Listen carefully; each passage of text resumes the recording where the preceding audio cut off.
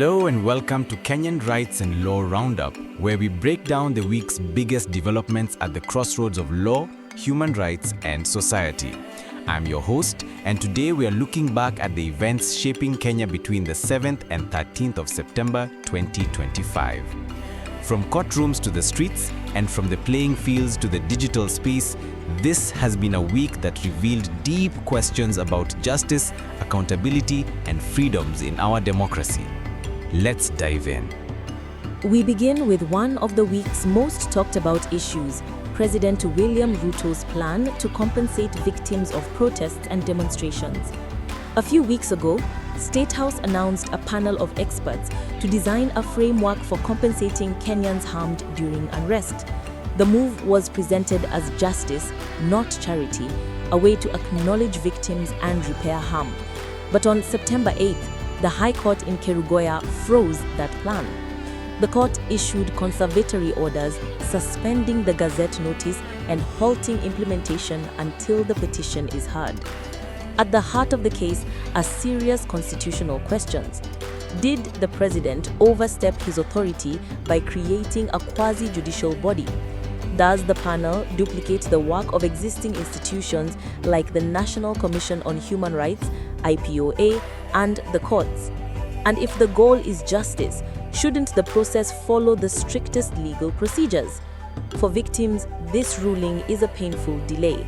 For lawyers and activists, it's a reminder that even well-intentioned remedies must be anchored firmly in the Constitution.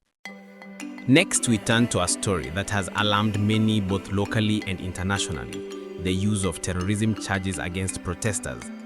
Reports indicate that more than 75 Kenyans, mostly young people, are facing prosecution under terrorism laws after participating in demonstrations over high taxes, corruption, and the rising cost of living. Critics say this is a dangerous misuse of the law, equating peaceful protest with violent extremism. Human rights defenders argue that the Prevention of Terrorism Act, originally designed to combat groups like Al-Shabaab, is now being stretched to silence dissent. International observers, including US diplomats, are watching closely. Kenya's credibility as a democratic state and as a security partner is on the line. The bigger question: when does legitimate law enforcement cross into outright suppression of civic freedoms? Now to sports, but with heavy legal consequences. On September 11th, the World Anti-Doping Agency declared Kenya's anti-doping agency, ADAK, non-compliant with global standards. Unless corrective action is taken by October 2nd, Kenya risks losing hosting rights, funding, and representation in international sporting governance. This is not just about athletics, it's about integrity, rule of law, and national image. For clean athletes, it's a question of fairness. For the country, it's about whether governance failures in one sector can tarnish decades of sporting glory. Finally, let's talk about the digital battleground.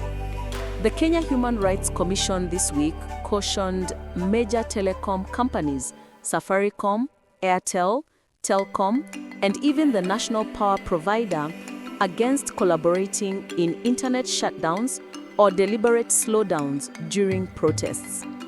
This follows a High Court order earlier this year declaring shutdowns unconstitutional because they violate rights to free expression and assembly. The warning is clear: obey the law or risk being complicit in rights violations. In a country where much of civic mobilization now happens online, digital rights are no longer abstract, they are central to democracy. When we pull these threads together, a picture emerges of a Kenya at a crossroads. The state is testing the boundaries of its powers through compensation panels, terrorism charges, or control over digital space. The judiciary is pushing back, insisting that rights and constitutional limits must hold. And ordinary Kenyans, from athletes to activists, remain caught in the middle, demanding accountability, fairness, and respect for their freedoms. This week has reminded us that democracy is not just about elections. It is about daily struggles over justice, power, and rights. That's it for this week's edition of Kenyan Rights and Law Roundup. Thank you for listening. If you found this episode insightful, share it, subscribe, and join us again next week as we continue tracking the pulse of Kenya's democracy.